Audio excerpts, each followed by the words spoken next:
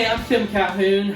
I'm the commercial guitar instructor at Trevecca Nazarene University, and today we're talking to the incredible Ryan Sutton, who's an engineer in Nashville and has a lot of experience in town cutting guitars. And today we're going to be talking about how to get guitar tone into your DAW, and pretty much about every facet of getting that done. So Ryan, tell us about yourself a little bit.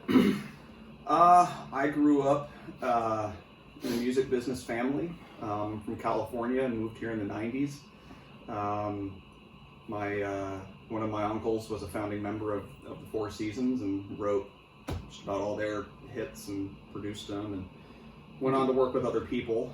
Talking about Bob Gaudio? Yeah, talking about Bob Gaudio. Mm-hmm. And I grew up in studios. My first memory is in a studio in LA that he had in Hollywood when I was probably 3 or 4. I was playing ping pong with my aunt in the lounge. And so it's always been a thing, in my life. And moved here, and music was always something I'd done. I've been playing guitar forever, but didn't necessarily consider it a career path until I was, 15. And was like, all right, I think I'm gonna make a go of this. And so I've been recording since I was about 15, and they were horrible.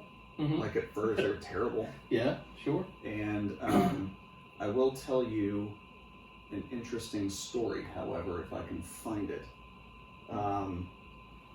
What I learned to record, we'll get there in a minute, but I learned to record on was like this 4-track cassette thing. Like a Fostex thing? That's exactly what it was. That's a Fostex, 4-track, where is that thing?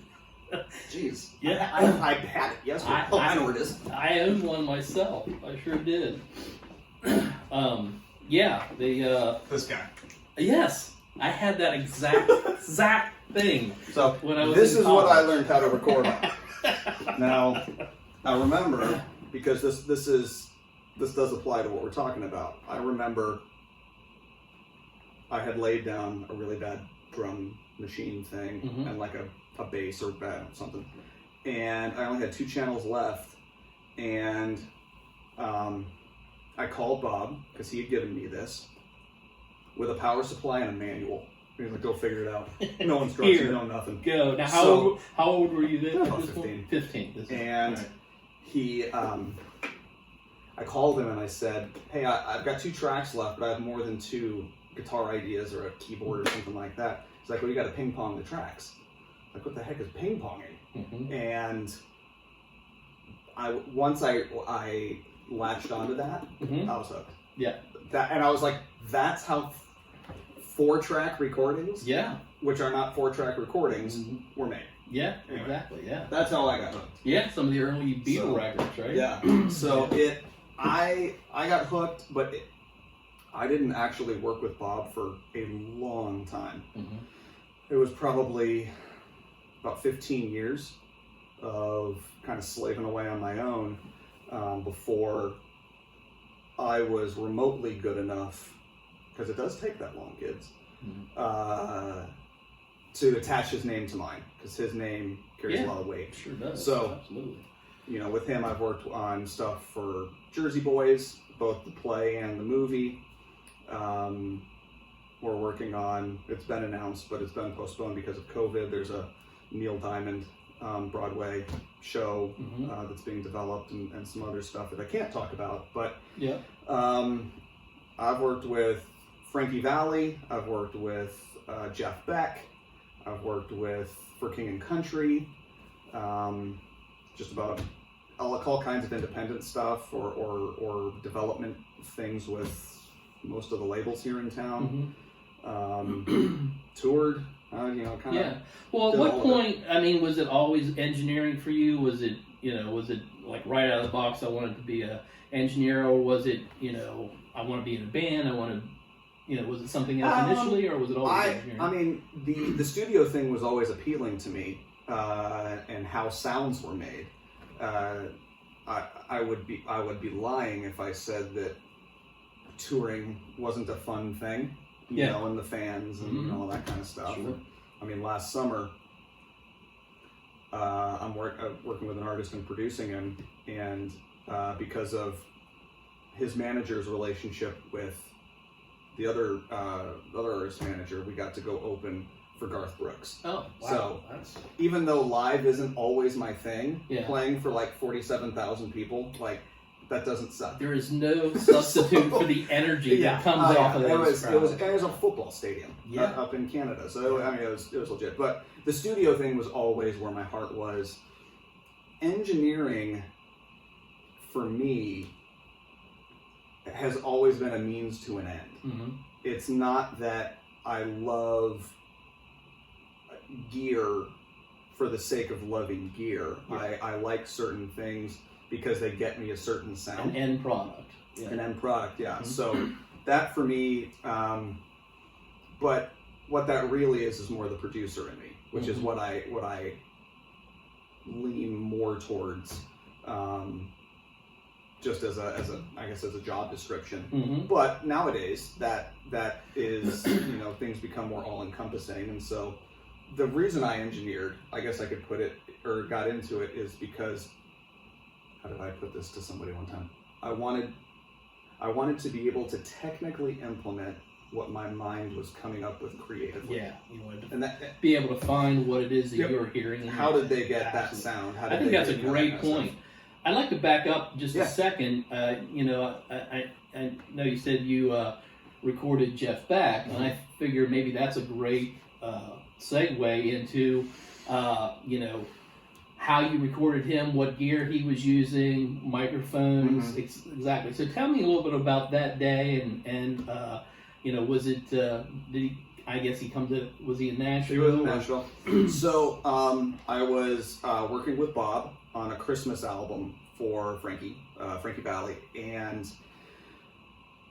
there was a song we were doing called "Merry Christmas, Baby," which had been done several times. Sure. Otis Redding did it. Oh, yeah. Chuck Berry did it. Big tune, yeah. And so we were doing a version of that, and Bob mentioned, "Do you know any great guitar players in town?" And this being Nashville, I'm like, I was like, no offense, they're a dime a dozen. No, great musicians are a dime a dozen in this town. We are so blessed. Yeah, and cursed, because you then have to figure out what separates you from every other amazing picker, or whatever town. So, so we start talking, and he's like, I'm not really meaning session player, I mean bigger. A name. Name recognition, that kind of thing. And so we hashed out some names, and Frankie happens to be on the same label as Jeff. Ah, there you go. They're on Rhino, which is a subsidiary of Warner Brothers. And it was literally a phone call. Bob is friends with the president of Rhino and said, hey, I've got this idea. What do you think? He latched onto it. They reached out to Jeff's management. Jeff loved the idea because what I didn't know, every time Frankie goes to England, Jeff Beck, Jimmy Page, McCartney, all of them, they all go see Frankie. Because he usually plays at Royal Albert. Yeah. Which is, you can't really beat that. So they're all fans of each other. They all respect each other and all that kind of stuff. So Jeff happened to be in town playing at Ascend. Oh, wow. In like a week. Wow. So we had a skeleton of a production on that song, but we didn't have enough to say, yeah, we're ready for Jeff. So everything else on the record stopped, and we burned some midnight oil trying to get that thing ready for Jeff to come in, because we got him in.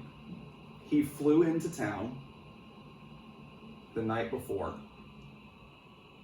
went to breakfast the next morning, came to the studio we had him for about an hour to an hour and a half, because he had to go to sound check. So, and this goes into your microphones and setup that we used to record in. He literally walked in with a guitar and an amp, no tuner, no pick, and the guitar was probably set up well, but it was nothing special. It's 1962 all over again. And so he's like, yeah, I got a guitar. The travel case wasn't even that nice. It's not like we have mono cases. He's like, yeah. So, and he walked in with a 212 combo, a Magnetone. 212 combo, which is great amps. Yeah. But I had gotten there at about 7:30 in the morning with my guitar rig to set it up, to make sure everything was working properly. The Pro Tools session was working right. I was getting all that stuff. And so his amp had,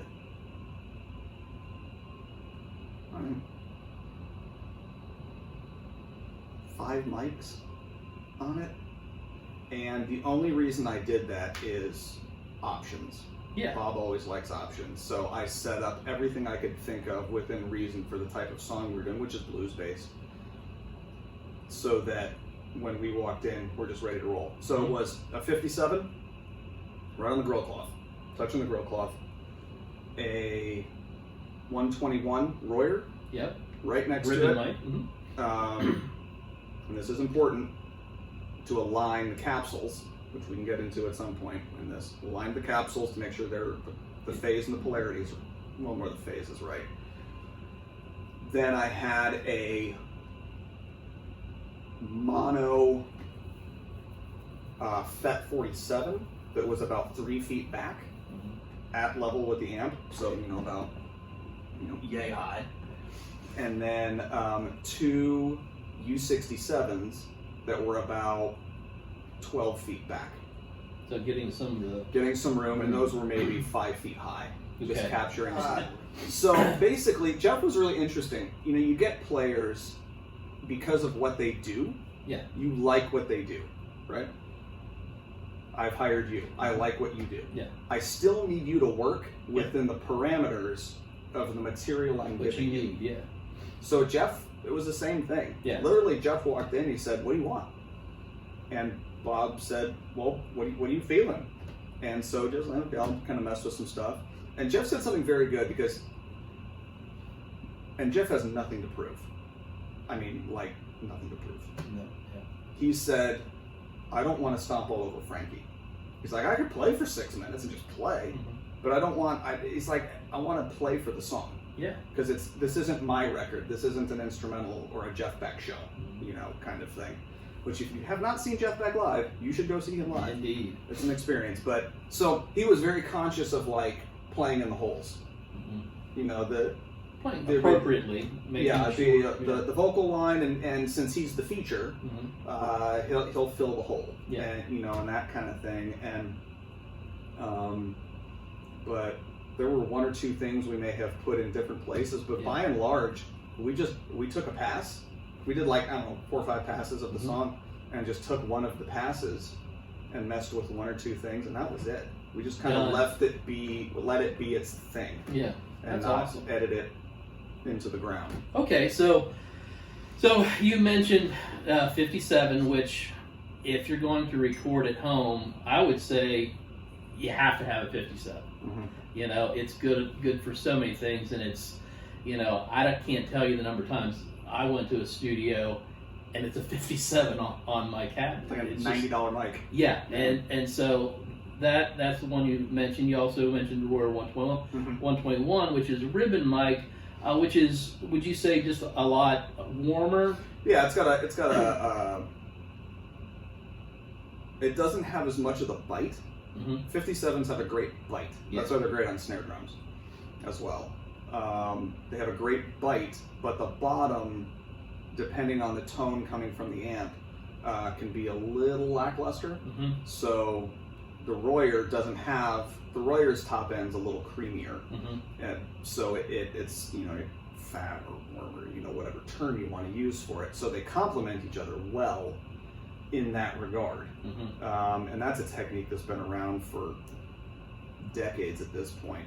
And there's an engineer that, if I'm producing, I'm not engineering, a guy named Steve Mark Antonio, who's another guy you guys should know because he's the best of the best here in town. He'll take 2 mics and print them both, the 57 and the Royer, and print them down to 1 track. Oh, so he's committing the blend. And he's probably done it so many times. He knows He's what done he a wants. bajillion albums, and so he knows exactly kind of How they a fit great together. starting place, and what they should be doing and that kind of thing. And but if you're not as comfortable with it, you can leave them separate. I'm comfortable blending it, but when we did, going back to the Beck thing, I didn't, because we were working so fast with Jeff that I was like, I just got to keep my options open here, because we don't know where we're gonna land on tone and blend of mics, and we might only end up using one. I didn't care what we ended up using. I just wanted all the options, available. So so the 1.1, but that, I mean, that's a $1,000 microphone generally. Are there other, like, for somebody who's getting their equipment together to start recording guitar, any other mics you would recommend that kind in that ballpark? You could do a 421 Sennheiser, and it's a little warmer too. It's warmer. It's got a similar characteristic to it. The 609? Oh, Sennheiser, the little flat, your little flat thing. Flat great one. sounding mic. Those are good. Those are even good by themselves, because they tend to walk a little more of the line of somewhere between a 57 and a Royer, and a warmer mic. I find one of the things that I do at my place is I'll have a cabinet in the room, and kind of like what you did with Jeff, I just have a bunch of mics sitting in front of it, and depending on the part that I'm doing, that's kind of, the one mic will be way better than another mic. Everything it's funny, everything I've ever done that you played on, I don't, because you'll give me like the 57, the 421, and then the wet. Yes. The wet only. The 57 and the 421, however you've got those gain stage, every single time is literally, they're just at the same level of microphone. They just sound good. All right, so we got a cabinet here, orange cabinet. You've had this cabinet long time? Yeah. Long time. Orange makes great stuff. So anyway, let's figure out how you would go about miking this cabinet, and how you would go about thinking about miking this. Right. So this is a single 12 cabinet. It's closed back. Works on a lot of stuff. Doesn't work on a lot of stuff. It just really depends on the material we're going for. Generally speaking, I'll start with the 57 and put it right as close to dead center on the cone as possible. You can take your flashlight and actually look inside your amp. I'm sure most of you guys know this.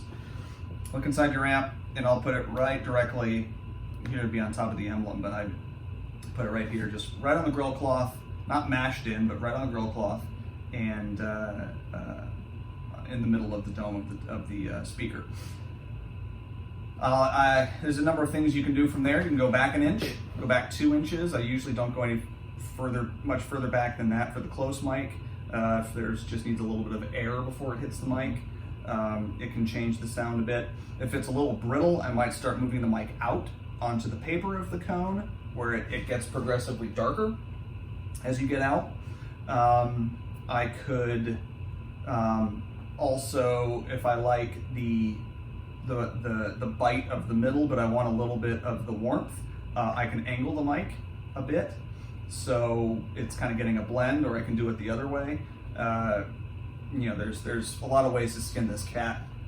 So that would be single mic technique where I would generally start. Multi-miking gets more complex, but it is not difficult. You just have to make sure of a couple of things. The main one being that your capsules are lined up in the microphone. Now the capsules are not going to be right on the edge of the grill of the mic. So you have to know a little bit about, you don't even have to know how the mic works. You just have to know where the capsule is inside. So it might help to go online and look at schematics or do a Google image search or anything like that. So you know what you're looking at. So you know what you're looking at, and you know what you're looking for. And then also know this, just because the capsules line up, or just because the casing of the mic lines up, does not mean the capsules are lined up. So on certain mics, your microphones might look like this if you're looking at them from above, where it looks off, but the capsules are completely lined up and they're in phase. You might have to flip the polarity depending on how that mic is seeing or hearing the sound coming out of it. And generally you'll know once the low end comes back. That's the first thing to go when stuff is out of phase or out of polarity, is that the low end goes away. So a lot of times what I'll do is I've seen guys, you can actually get clips that are for 2 mics, and it's just one clip for 2 mics. This mic, because it was designed in the Stone Ages, doesn't work that way. These are great mics, by the way. It's a 421. Yeah. You can't do that, so you got to have it on 2 different stands. But you just kind of, you can start with them together. So a lot of times I'll say, okay, well, here's the position for the 57, here's the position for the 421, and they just kind of reside together. You can do them on top, you can do them to the side, you can do it in any number of ways. I've seen it where you might use a pair of 57s, so pretend this is a 57, where one is directly at the grill and the other one is like this. I've seen that. I've seen that with different mics. And then you can just blend them to taste because you've got 2 channels of them.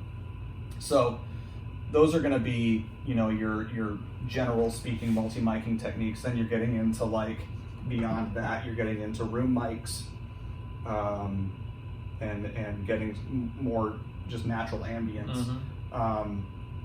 You and I have talked about when you have a cabinet with multiple types of speakers in it. Yeah, you have 412 and you have several different speakers. Yeah, so that will offer, I like a 57 on the greenback, and I like the whatever on the Almaco, or the blue, or whatever. or whatever. It could be anything. Yeah. So then you can have those combinations in 212s and 412s and and all that kind of stuff.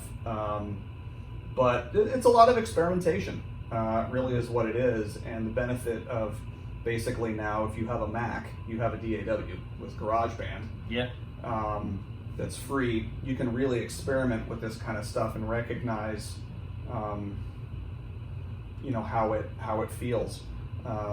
And with different mic blends, depending on what you're working on. The key is always going to be what's coming out of the speaker. Has to be good to begin with. Yeah. And good doesn't mean great bottom end and great top end. It just means it has to be good for what you're trying to accomplish for that particular track or for that particular song. Yeah. So, I've seen setups where there's 10 microphones on a cab. Yeah.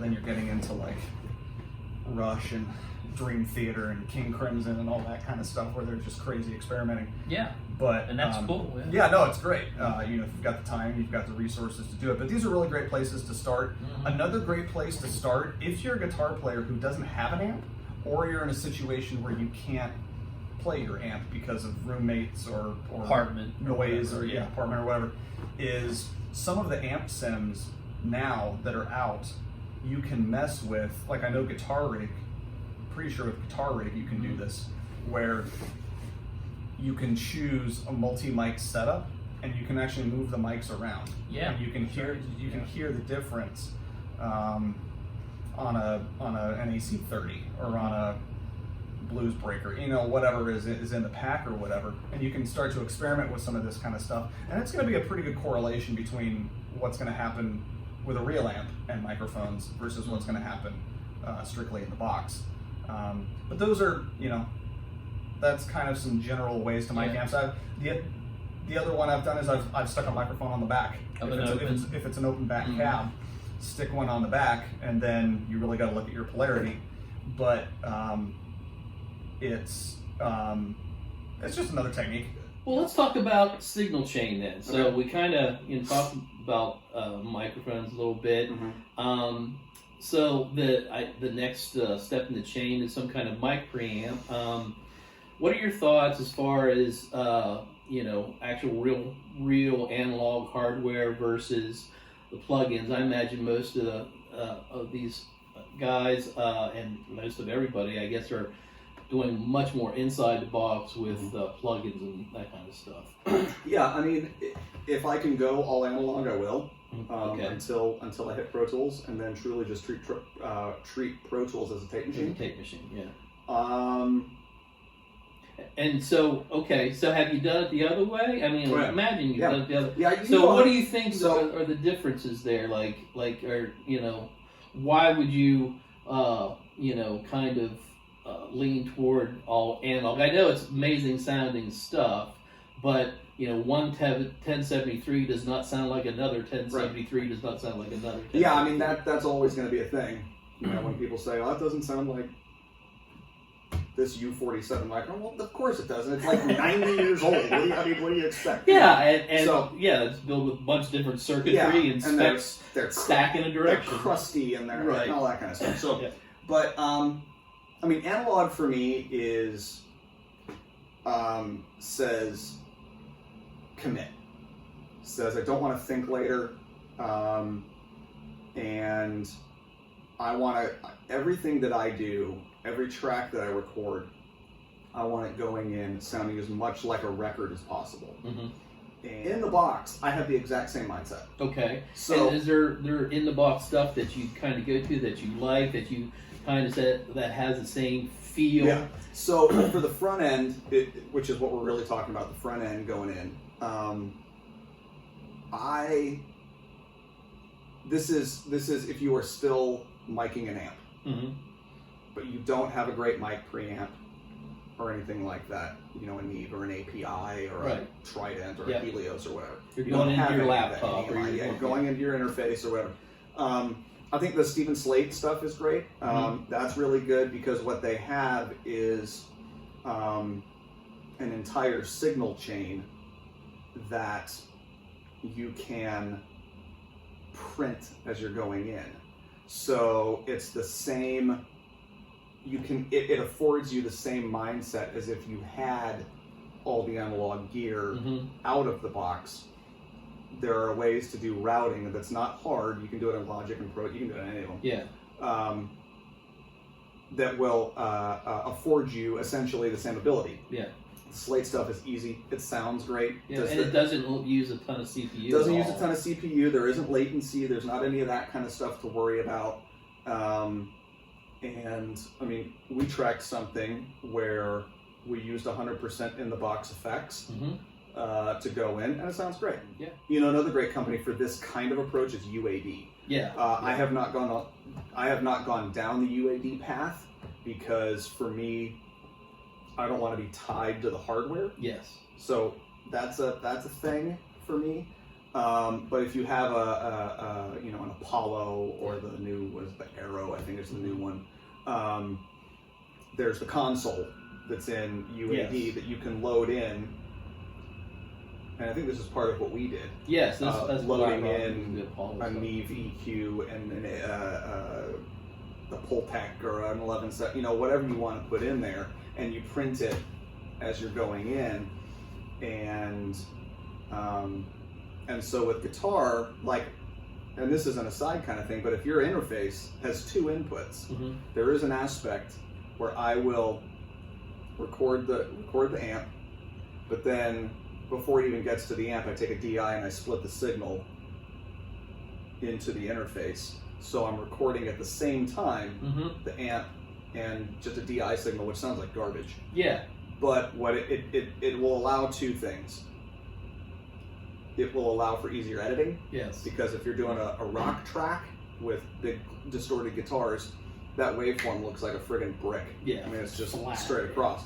So, and there's no transient for you to see. Having the DI in there allows you to see that transient, Mhm. so you can make your edits a lot easier. What it also allows you to do is, if something happened where you're like, I don't like the sound that we got, you can then take that DI track and reamp it. Yes. Exactly. So- yeah. You can do that kind of stuff that is helpful. I have yet to reamp for a rescue. I reamp creatively, Yeah. and a lot of times it might just be it's for effects, Mm-hmm. just 100% wet, but I Yeah. want some kind of effect that we didn't think about on Right. a tracking day, Right. kind of thing, and that's a good way to get that kind of stuff. But is one better than the other? No. One, you might have a preference. Yeah. I happen to have a preference. But I can work both ways if I need to. I have worked both ways, and no one knows which. Yeah. I do. Yeah. But no one who's listening can tell. No. So. Well, and that brings up another thing. So, we're kind of in the age of getting away from actually throwing up microphones now, and we're going into where a lot of people are pulling up, software that, are replicating amps and cabinets, etc. And of course, then there's the Kemper and with the Axe effects. And what are your thoughts on those tools? I think they're great. I mean, especially with impulse responses on the cabinets, like the own hammer stuff, they're getting so good that I know guys that are taking the head, like their pedal board and their head, with a laptop. Yeah. And it's a DI out. And it sounds great, because the cabinet impulses are so good. The Line 6 stuff is, Helix stuff is great, I think there's a certain misnomer, because it's not like you went from Marshall tube to solid state. That's not the move that's being made now. Not at all. It's literally, one is 100% and one might be 98. Yeah. And the only argument that I can have for not using a Kemper is if you feel the difference. Yeah. If you feel the difference, you're going to play differently. Absolutely. Yeah. So the response is really important, but even the responses are getting pretty close. Well, and that's what I think with the Kemper, because I know that a little better than I do a lot of other things. What's nice about that is you can have a particular amp that is profiled, and then you can switch cabinets that are IRs. You can pull in different room IRs, and so the flexibility, the power of it, in a lot of ways is pretty amazing. So that part of it, I really love that aspect of it. Yeah, no, the flexibility is undeniable. The footprint is undeniable. Yeah. Let's talk about acoustic. Okay. Getting great guitar tones out of your acoustic into your DAW. Microphone selections there. It's contextual for the song and the instrument, because the sound of acoustic guitars is very wide, in terms of the diversity of sounds that you can get. I guess maybe if you're because we're talking about getting things up and running, if you were going to get two mics, each under $1,000, okay, what would that look like? I'd probably go for Audio Technica makes great stuff. They've got, I like the FET 47 on acoustic, that's a good one. But Audio Technica makes, I think it's the 4047. Yeah. That's the kind of the closest comparable one. You can find, like on Reverb, you can find great deals on stuff. KM 184s are good. They're going to be probably a little more than $1,000 for the pair, but maybe not used. You can, who knows what deals you can find out there. That's a good starting place. The slate mic is great with the modeling. I have one and I've used it. So that comes with an actual mic and then the software. Yeah, and they have two different mics. Okay. They have so two mics come with the package, or no, you buy you buy one at a time, or at least I did, and it comes with a license for all the mic modeling stuff. And does their 47 sound like Bob's 47? No. Right. But that doesn't mean it's wrong. Right. Kind of thing. Because so 1047s lined up in a row, they're all going to sound slightly different. That's a really good one, and that's probably got for the bang for the buck. Those two mics are going to have by far the most versatility. I've used, it's called the ML2, I think is the little guy. I've used that on guitars. It's got a pad on it. So it can handle the SPL. And I don't have a 121 anymore, and so I used that in a 57 on a Marshall, and loaded up, I think it was a 121 mic thing in the software. I was like, yeah, that's great. That's I'm awesome. like in a silver jubilee. Yeah. So would you think like if you're going to buy two, like a pencil mic and a larger diaphragm? I mean, that's what the slate stuff is. Yeah. I think some of it's the type of miking you want to do. If you want to get into the multi-miking thing, obviously you need two of them. Yeah. And a lot of times a matched pair is the best way to go, in that regard. But if you're only really using one mic, or if you're like, I need a mic for acoustic guitar, and for vocals, and I can afford a 57 on top of that. Let's talk a bit about miking acoustic. Let me grab an acoustic guitar. Okay, so a miking technique. If I'm cutting guitars for you and I'm out, and if you're going to use one microphone, how would you want to do it? And say it's a more of a strumming thing, right? Okay. It's a kind of a typical hi-hat subdivision strumming, rock, country, whatever.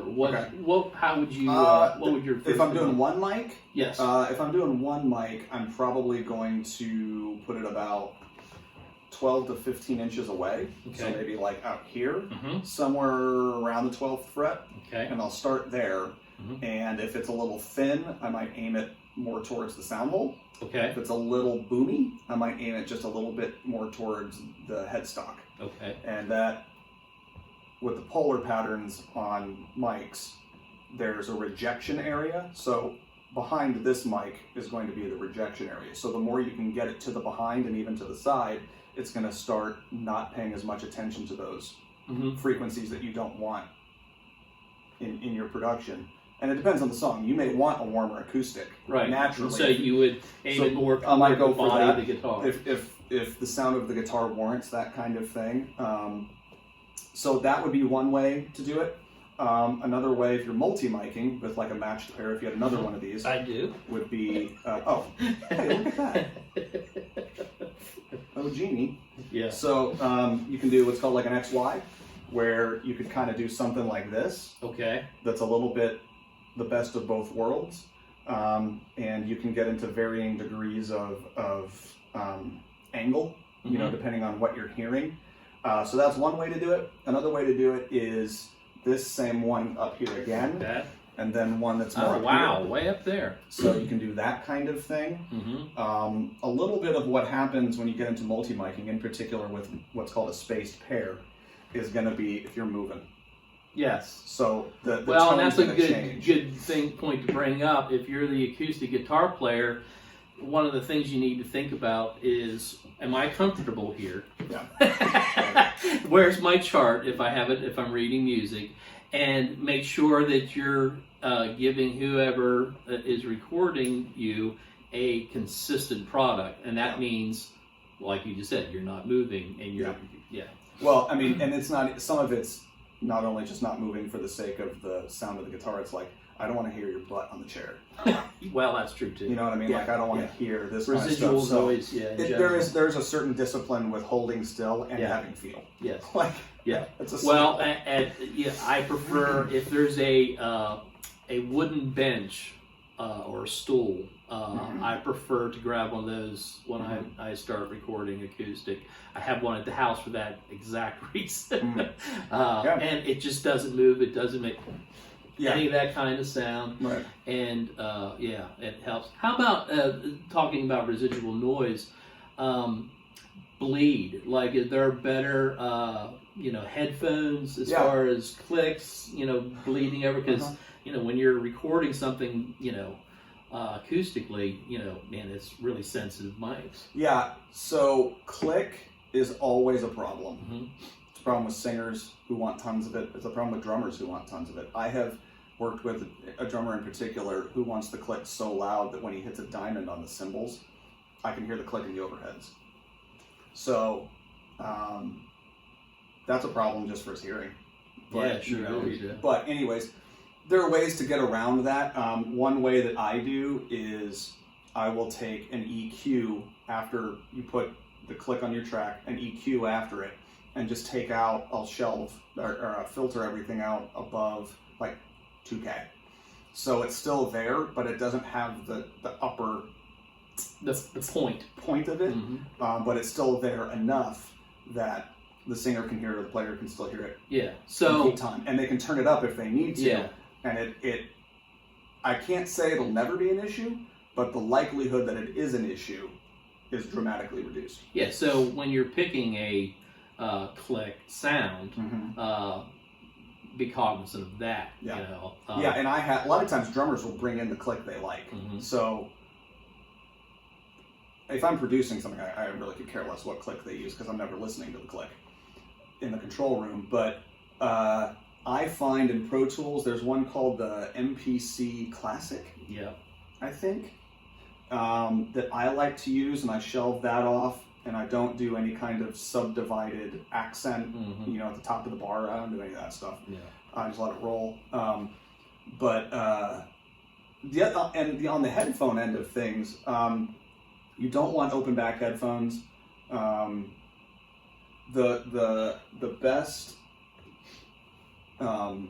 The best ones I've seen. Actually, I think the first time I saw them was with Tony Mora. He had them, and they looked like air traffic control. Yeah. They're like shooting range. Yeah, Yes. they're crazy, and so Mhm. I've seen a lot of drummers. And the guitar. The first time I saw him with Tony, the guitar player also had them. Yes. Yeah. The electric player did, and I was like, well, all right, okay. I hadn't seen those yet, and but those are really great, and I think they're designed specifically for that. Yeah. It's just, and they're really tight. Yeah. On your head. Yeah. But they're the best. Yeah. Other than the absolute best thing are molded in-ears. Molded in ears. You have those, Yeah. and a lot of times, live singers that also do session work, they'll just bring those in. Right. I have been in studios where people are using iPod earphones, and yeah, that's what they use. All right, fine. I don't care. Yeah. As long as there's no problem with the click sound. Yeah. I also had a pair of those headphones for a long time. The only problem with those, they work great. After about hour 2, your ears and your head, you're just like so ready to get out of those things because they're kind of tight to work properly. That's the only, but they work fantastic. So so sometimes it just inspired me to get the tape done really quick. Yeah, play better. Well, this has been great. I didn't get to as many things as I wanted to, but I sure appreciate you. Do you want to do like a rapid fire with what you wanted to get to? Here's just this would be out of order at this point, but printing effects versus not printing effects. Do you have any thoughts on that as a general rule? Do you like to? I would assume, being what I'm hearing, finished product, you probably would prefer printing effects versus If I had to choose, yes. If I'm a little unsure, what I'll tell the guitar player is back it off 30%. Right. Yeah. Okay. Fantastic. Let's see. Noise suppression with electric guitars. There was a point in time in our history as session players that engineers wanted 0, and we were all going through these quasi noise gate things, and they could only be so good. But but to me it was like it's a real pickup. It's it's just going to be noisy. Get better grounding in your studio. But the point being is there's always going to be the pickups some are going to noise. respond to lights too. So that's a component of things. Yes, and if there's some kind of a dimmer switch. The dimmers you can have Nightmare. dimmers, but they have to be a specific kind of dimmer, and they're very expensive. They're called I don't know, they're the big knobs. Yeah, you get them at like major like hardware stores, but noise suppression don't care. Yeah. Well, if it's a giant problem, we'll figure it out. Yeah. We'll talk about it, but I'm not going to agenda one way or the other. Yeah. All right. Oh, let's see. Well, this is kind of if you're building your own studio, that kind of stuff. They used to have this term called clean power, Mhm. and people would actually have the utility company run a separate line into the studio. How important do you think that is as far as trying to get something of quality out of your home? If you can do it, do it. But it is an expense. I did it, and I did it for a reason. But if you're a student in a dorm, Yeah, well, you're not exactly not grabbing clean power. No, You're just happy to have power Yeah. so at that point. So, I mean, it is. That's not the most important thing in the world. No, it's not. It's just not. And you can mitigate a lot of that with what kind of power you might have for your pedal board or for your rig. Yes. The ferment stuff is good, and you can help with that. Yeah. So here's an interesting question. So, some of the greatest guitar tones in history, the perception is that it came from a very, very loud amp, and it was extremely loud. How do you feel decibel levels actually translate to something that is audible and feelable? Do you think it matters at all? Do you think you can get the track just as powerful with a little 15-watt amp versus 100-watt Marshall and actually filling the room up? And yeah, does it matter at all? Amp to amp, it does. Just because how the amp is responding. Yeah, and how. But I'm talking volume actually as a physical thing. Does that make any difference? If saying that this amp is sounding the great that it is, but it's 15 watts, and you walk into the room and it's not all that loud. I don't care. Right. Great tone's great tone. Right, and not even. And there's also a misnomer that you have to have a big amp to get a big sound. That's kind of what I was. Okay, so after. I mean, there's been a bunch of albums that were, is it American Idiot from Green Day? A lot of that record was a Marshall, but a lot of that record was a Champ. Yes, that was cranked. Fender Champ, and it was cranked, so and they were constantly replacing cones. Yep. Which they had the budget to do. Yep. But that provided a certain kind of sound. Yep. So, Marshalls are just insanely loud. So are boogies and the diesel. Once you start getting like the diesel territory and all that kind of stuff, they're just crazy loud. But I don't think they have to be loud. Again, I think it's really good. Loud does not equal good, unless loud is what's best for that amp and for what you're going for. Yeah. Because there's also a lot of stuff like Angus Young. Yeah. His stuff, I think it was loud, but it didn't have a lot of gain. No. It wasn't like tons of preamp gain. No. Driving the heck out of it. No.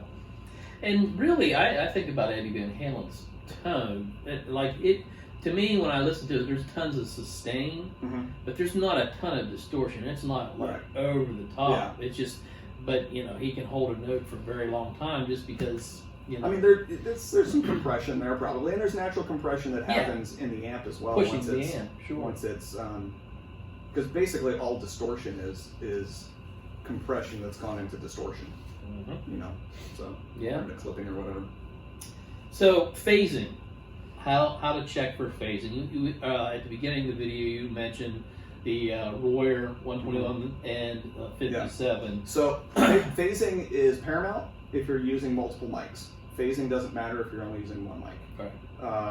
On the same source, I should say. Right. So with guitar amps, it only matters if you're multi-micing. If you just stick in a 57 or whatever on it, doesn't matter. You got to line up the capsules. So if you have like the flashlight on your iPhone, you can flash it into the microphone and you can see where the capsule is. And you just line up the capsules so that they work. Now, they might be in phase, but the polarity might be off. Okay. And there's a big misconception as to what phase is versus what polarity is. All right. Polarity is going to be more in the land of when I first hit something, is the capsule is the mic sending down a signal that looks like it goes down or up, right? So if you've got two mics and one mic sends it down first and one mic sends it up first, they're out of phase. So, or they're at the polarity's off. Mhm. They might be in phase because the initial transient is in the same place. That means the phase is good, but the polarity's off. Mhm. So, How do you check for that? polarity button. It's like an O with a line through it. Mm-hmm. And you can just flip that, and every interface should have one. If the interface doesn't have one, that's the one dumb thing Pro Tools doesn't have built in is a friggin' polarity button. Yeah. But you can get like the trend button in Pro Tools, flip the polarity or whatever. But again, that's going to be one of those things. If you're multi-miking and you're like, why is my tones open? Yes. Yeah. Chances are you've got polarity or phase issues. Either one, yeah. But generally, if you're lining up the capsules, you're not going to have a phase issue. Generally speaking, no, but you might have a polarity issue. Yeah. Um, So if you pull it up and go, man, that's whack. Yeah. Reverse the polarity. Yeah. Start Or there. reverse the polarity, and if when you reverse the polarity, it sounds whack, then That's you know cool. you were right. Well, and or you could just say it's too good. Yeah. I actually want something kind of bad. Yes. That's right. You Yes. Yeah. So it's so much of it's contextual, but like generally speaking, which is kind of how we're approaching this. Generally speaking, make sure your stuff sounds good. Anyway. Well, this was fun, man. Yeah. Thank you so Absolutely. much for getting together and doing Absolutely. this. Yeah. So, listen, guys, put any questions that you might have in the comments below, and we'll try to get to those as soon as possible. Hope you enjoyed it. Really appreciate Ryan's time and all his abilities and talents. Anyway, Tim Calhoun and Trevecca Nazarene University students,